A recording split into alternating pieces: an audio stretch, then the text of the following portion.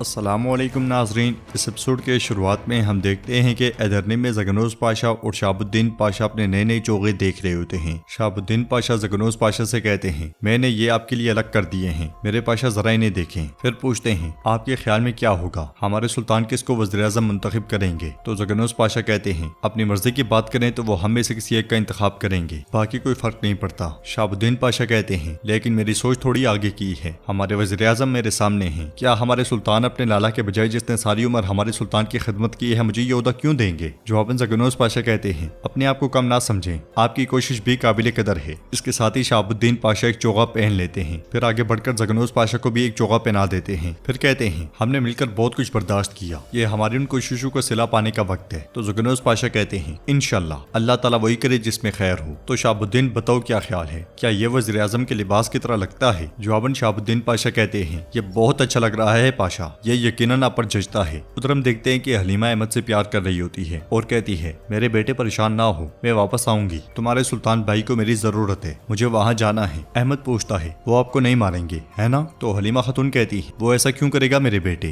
ان چیزوں کے بارے میں سوچنا چھوڑ دو، میرا شیر بیٹا میری آنکھوں کی روشنی، ہمیشہ یاد رکھو کہ میں تمہیں اپنی جان سے زیادہ پیار کرتی ہوں۔ یہ کہتے ساتھ ہی وہ احمد سے بہت پیار کرتی ہے۔ اس کے ساتھ ہی مارا کمرے کے اندر داخل ہوتی ہے اور کہتی ہے حلیمہ خاتون وقت آ گیا ہے۔ یہ سن کر حلیمہ احمد سے پیار کرتی ہے اور چل پڑتی ہے۔ احمد بہت زیادہ غمگین ہو جاتا ہے۔ اگلے دن ایدرنی میں دیوان لگا ہوتا ہے، سب پاشا وہاں موجود ہوتے ہیں۔ دربان بلند آواز سے کہتا ہے غازی سلطان بادشاہ عالم پناہ المجاہد سلطان محمد خان حضرت۔ اس کے ساتھ ہی سلطان دیوان میں داخل ہوتے ہیں اور تخت کے سامنے جا کر کچھ دعا مانگتے ہیں، پھر اگلے لمحے بیٹھ جاتے ہیں۔ دیوان کا باقاعدہ آغاز اللہ تعالیٰ کے بابرکت ناموں سے کیا جاتا ہے۔ پھر سلطان جاندارلی اور اسحاق پاشا کو دور کھڑا دیکھ کر کہتے ہیں میرے والد کے وزیر مجھ سے دوری کیوں رکھتے ہیں، کیا وہ اپنے تجربات مجھ سے بانٹنا نہیں چاہتے؟ سلطان کے اشارہ کرنے پر وہ دونوں بھی دوسری صف میں جا کھڑے ہوتے ہیں۔ سلطان مزید کہتے ہیں میرے وزراء جیسا کہ آپ جانتے ہیں کہ ریاست 4 مہروں سے چلائی جاتی ہے، فوج کا سربراہ، خواتین کا سربراہ اور وزیر اعظم۔ سلطان کے بعد ان تینوں میں سب سے اہم مہر وزیر اعظم کے پاس ہوتی ہے۔ قوانین کے مطابق ہماری ریاست کے امن کے لیے سب سے پہلے وزیر اعظم کا انتخاب کرنا ضروری ہوتا ہے۔ یہ کہتے ساتھ ہی سلطان کھڑے ہوتے ہیں اور وزیر اعظم کی مہر اٹھا لیتے ہیں، پھر آگے بڑھتے ہوئے کہتے ہیں کیونکہ میرے لیے میرے لوگوں کا امن اہم ہے۔ آپ لوگ جانتے ہیں کہ وزیر اعظم کا عہدہ صرف ان لوگوں کو دیا جاتا ہے جن کا دل بڑا ہو، مطلب کوئی ایسا شخص جو راز رکھنا جانتا ہو، سیاست اور لڑائی میں مہارت رکھتا ہو، جس کے ذہن میں صرف ریاست ہو۔ اس لیے ہم اس عہدے کے مستحق افراد کو وزیر اعظم کہتے ہیں، مطلب کہ وہ شخص جس کا صدر یعنی کہ سینہ چوڑا ہو، یہ مہر اسے دیتے ہیں۔ دوسری طرف خواتین کا بھی دیوان لگا ہوتا ہے اور باہر ان کی سربراہی کر رہی ہوتی ہے۔ ایک خاتون مہر لا کر مارا خاتون کو دیتی ہے، جسے دیکھتے ہوئے مارا خاتون کہتی ہے یہ مہر خواتین کے سربراہ کی مہر ہے، ہمارے سلطان محمد خان کے حکم سے یہ خواتین کے سربراہ کو دی جائے گی اور ہماری خواتین کے سربراہ ہیں بہار خاتون۔ یہ کہتے ساتھ ہی وہ مہر بہار خاتون کو دے دیتی ہیں، تو بہار خاتون کہتی ہیں مہر، کلام اور حکم سب ہمارے سلطان کے ہیں، ہم یہاں صرف عمل کرنے آئے ہیں۔ پھر مارا آگے بڑھ کر خواتین سے کہتی ہے یہ حرم ہمایوں ہے، تم سب یہاں پہ اپنی خوبصورتی کی وجہ سے نہیں ہو، نہ ہی اپنے قدر و قامت کی وجہ سے۔ اگر تم لوگ ایک بوری پر 40 قسم کی سلائی کرتے ہو، اس پر کوئی تم سے سوال نہیں کر سکتا، یہ آپ سب کا ہنر ہے۔ یہاں سلطان آتے جاتے ہیں اور تم سب بہت سارے راز جان چکی ہوگی، تم سب کے آنکھوں کے سامنے بہت سارے واقعات رونما ہوتے ہیں، لیکن تم سب گونگے بہرے ہو جاتے ہو اور ایک لفظ بھی نہیں کہتے، کیونکہ یہ تم سب کی ریاست ہے۔ تم سب اٹھنا، بیٹھنا، بولنا اور آداب معاشرت جانتی ہو، نہ کسی کو تکلیف دیتے ہو اور نہ ہی آپ کو کسی سے تکلیف ہوتی ہے، یہ تم سب کی تعظیم ہے۔ آج تک تم سب نے اسی تعظیم کے ساتھ مہارت دکھا کر اپنی محنت کی، اسی محنت کے ساتھ اپنے فرائض کو جاری رکھیں۔ پھر آگے بڑھ کر باہر کو مبارکباد دیتی ہیں اور ان کے ہاتھ کا بوسہ لیتی ہیں۔ اس کے بعد گلشا بھی نہ چاہتے ہوئے باہر کے ہاتھ کا بوسہ لیتی ہے۔ اس کے بعد باری باری سب خواتین ایسا ہی کرتی ہیں۔ اس لیے میں ریحان آغا وہاں پہ آ کر مارا خاتون سے کہتا ہے خالہ سلطانہ آئی ہیں۔ دوسری طرف دیوان میں سلطان کہتے ہیں ریاست کا سلطان اپنے وزیر اعظم کے ساتھ سنتا ہے، وزیر اعظم کے ساتھ دیکھتا ہے اور وزیر اعظم کے ساتھ فیصلہ کرتا ہے۔ وہ چیز جو ریاست کو اپنے پیروں پر کھڑا کرتی ہے اللہ کے احکامات یعنی شریعت کی مکمل تعمیل ہے۔ ان اعلیٰ اصول کا تعین وزیر اعظم کے ساتھ کیا جاتا ہے۔ ترکوں کا سلطان ایسے ہی انصاف فراہم کرتا ہے۔ اب سے ریاست عالیہ کا وزیر اعظم اور وکیل مطلق نائب کے طور پر، یہ کہتے ساتھ ہی سلطان بیٹھ جاتے ہیں۔ زگنوز اور شہاب الدین پاشا بہت ہی زیادہ پر امید دکھائی دیتے ہیں اور نام سننے کے لیے بے چین بھی، مگر جاندارلی بالکل مرجھائے ہوئے چہرے کے ساتھ کھڑا ہوتا ہے۔ سلطان فیصلہ سناتے ہوئے کہتے ہیں میں نے جاندارلی خلیل پاشا کا انتخاب کیا ہے۔ یہ سن کر پورے دیوان میں سب لوگ چونک جاتے ہیں۔ زگنوز پاشا اور شہاب الدین پاشا حیران تو ہوتے ہیں مگر اداب میں سر جھکا دیتے ہیں۔ اسحاق بھی آہستگی سے جاندارلی کو مبارکباد پیش کرتا ہے اور سلطان کے حکم پر جاندارلی کو وزیر اعظم کا لباس پہنا دیا جاتا ہے۔ پھر جاندارلی سلطان کے اشارے پر آگے بڑھتا ہے اور سلطان کہتے ہیں اللہ کرے یہ ہماری ریاست کے لیے مناسب ہو، مہر تمہارے حوالے ہے جاندارلی۔ جاندار لی۔ یہ سنتے ساتھ ہی جاندار لی سلطان کے ہاتھ کا بوسہ لیتا ہے اور سلطان اسے مہر دے دیتے ہیں۔ جاندار لی کھڑے ہو کر کہتا ہے آپ کا غلام جاندار لی آپ کے حکم پر عمل کرنے کے لیے سخت محنت کرے گا انشاءاللہ۔ تو سلطان کہتے ہیں مجھے اس میں شک نہیں جاندار لی۔ اس کے ساتھ ہی زگنوس پاشا اور شہاب الدین پاشا تھوڑے ساتھ ہو جاتے ہیں اور جاندار لی سلطان کے سامنے موجود صف میں پہلے نمبر پر آ کھڑا ہوتا ہے۔ تو ناظرین یہاں پہ یہ ظاہر کیا گیا ہے کہ جو جتنے بڑے عہدے پر ہوتا ہے وہ سلطان کے اتنے زیادہ قریب کھڑا ہوتا ہے۔ اب سوال یہ پیدا ہوتا ہے کہ سلطان محمد فاتح نے جاندار لی کا نام کیوں چنا ہے؟ محمد فاتح کو تخت سے اتارنے والا بھی جاندار لی ہی تھا اور ابھی بھی شکوک و شبہات ہونے کے باوجود بھی سلطان نے اس کا نام کیوں چنا ہے؟ کیا پوری زندگی قربانیاں دینے کے بعد زگنوس پاشا اب بھی سلطان کے وفادار رہیں گے؟ یہ جاننا کافی زیادہ انٹرسٹنگ ہونے والا ہے۔ وزیر اعظم کے انتخاب کے بعد سلطان سب کو وہاں سے بھیج دیتے ہیں مگر زگنوس پاشا وہیں کھڑے رہتے ہیں۔ یہ دیکھ کر سلطان ان سے پوچھتے ہیں زگنوس پاشا کیا تم کچھ کہنا چاہتے ہو؟ مگر زگنوس پاشا کہتے ہیں استغفر اللہ، جیسے ہمارے سلطان کا حکم ہو۔ یہ کہتے ساتھ ہی زگنوس پاشا بھی پلٹ جاتے ہیں۔ جانشینی محل میں فوج مشق کر رہی ہوتی ہے۔ بلندی پر سے بگتاش دوغان کے ساتھ آگے بڑھتے ہوئے کہتا ہے خلیل پاشا کو دیکھو، وہ کل وزیر تھا اور آج رسوا ہو گیا ہے۔ تو دوغان کہتا ہے شیر شیر ہی ہوتا ہے خواہ وہ زخمی ہو۔ آئیے دیکھتے ہیں کہ ہمارے حصے میں کیا آتا ہے، وفاداری یا دلچسپی؟ تو بگتاش کہتا ہے ایسا لگتا ہے کہ سلطان محمد خلیل پاشا کو مزید وزیر اعظم کا عہدہ نہیں دیں گے، تو ایسی صورت میں ہم کس کے ساتھ کھڑے ہوں گے؟ یہ سن کر دوغان کہتا ہے درخت گرے گا تو سایہ نہیں رہے گا بگتاش، گرمی اتنی شدت سے آئے گی کہ ہم پانی کے لیے ترس جائیں گے۔ محمد سلطان بن گیا ہے، اب اگر وہ بولا نہ رہا تو وہ جاندار لی کو ایک دشمن کے طور پر دیکھے گا۔ اگر ایسا ہوتا ہے تو پھر ہم وہی کریں گے جیسا ہم پہلے کر چکے ہیں۔ بورسا میں بالی بے، حمزہ صاحب، سلطوق اور باقی لوگوں کے ساتھ سلطان مراد کی قبر کے پاس کھڑے ہوتے ہیں اور ایک سپاہی سے کہتے ہیں ہمارے سلطان کے حکم کے مطابق ہم قبر کو اطراف سے بند نہیں کریں گے، یہ جلدی تیار ہو جائے گی، آپ اس کی دیکھ بھال کریں گے، مجھے پریشان مت کیجیے گا۔ تو سپاہی کہتا ہے فکر مت کریں بالی صاحب۔ بالی بے قبر کو دیکھتے ہوئے کہتے ہیں عظیم سلطان مراد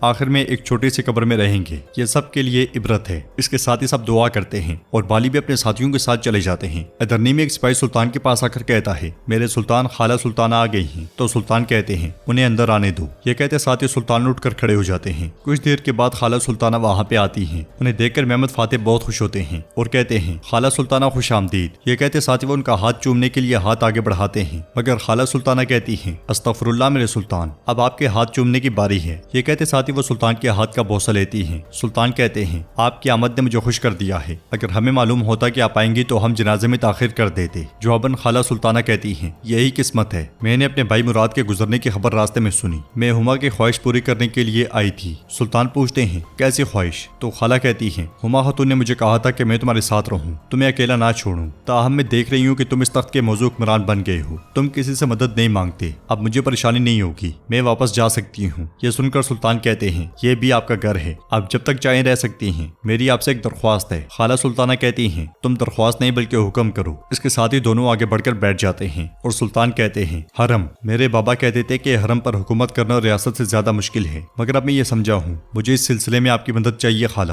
سلطانہ خالہ کہتی ہیں مجھے نہیں لگتا کہ یہ پوچھنا چاہیے، جبکہ مارا خاتون جیسی خاتون حرم میں موجود ہے اور حلیمہ خاتون بھی ہیں۔ تو سلطان کہتے ہیں حلیمہ کی بات نہ کریں خالہ سلطانہ۔ خالہ پوچھتی ہیں ایسا کیوں ہے؟ تو سلطان کہتے ہیں حلیمہ خاتون نے میرے بھائی احمد کو بگانے کی کوشش کی۔ یہ سن کر خالہ سلطانہ کہتی ہیں حلیمہ ہمیشہ سے ایسی ہی تھی، وہ ہر اس شخص کو بچانا چاہتی تھی جسے وہ پیار کرتی تھی۔ سلطان ایک بار پھر کہتے ہیں اب حلیمہ کی بات نہ کریں، مگر خالہ کہتی ہیں میں یہ کہہ رہی ہوں کہ حلیمہ کو مسترد نہیں کیا جا سکتا، احمد اس کا بیٹا ہے اور وہ تمہارا بھائی ہے، اس نے یہ اس کی حفاظت کے لیے کیا ہوگا۔ جواباً سلطان کہتے ہیں جو کچھ اس نے کیا اسے معاف نہیں کیا جا سکتا، میں نے ابھی تک اس کا اعلان نہیں کیا، لیکن اس کی سزا ظاہر ہے۔ خالہ کہتی ہیں اگر تم چاہتے ہو کہ میں یہاں پہ حرم کے نظام کو دیکھوں تو میری بھی تم سے ایک درخواست ہے حلیمہ۔ یہ سن کر سلطان انہیں دیکھنے لگ جاتے ہیں اور ناظرین ایپیسوڈ بھی اختتام پذیر ہوتی ہے۔ اگر آپ کو ویڈیو پسند آئی تو ویڈیو کو لائک کریں، چینل کو سبسکرائب کریں اور بیل آئیکن پر لازمی سے کلک کر دیں۔ انشاءاللہ ملتے ہیں نیکسٹ ویڈیو میں، تب تک کے لیے رکھیں اپنا اور اپنوں کا بہت زیادہ خیال۔ اللہ نگہبان۔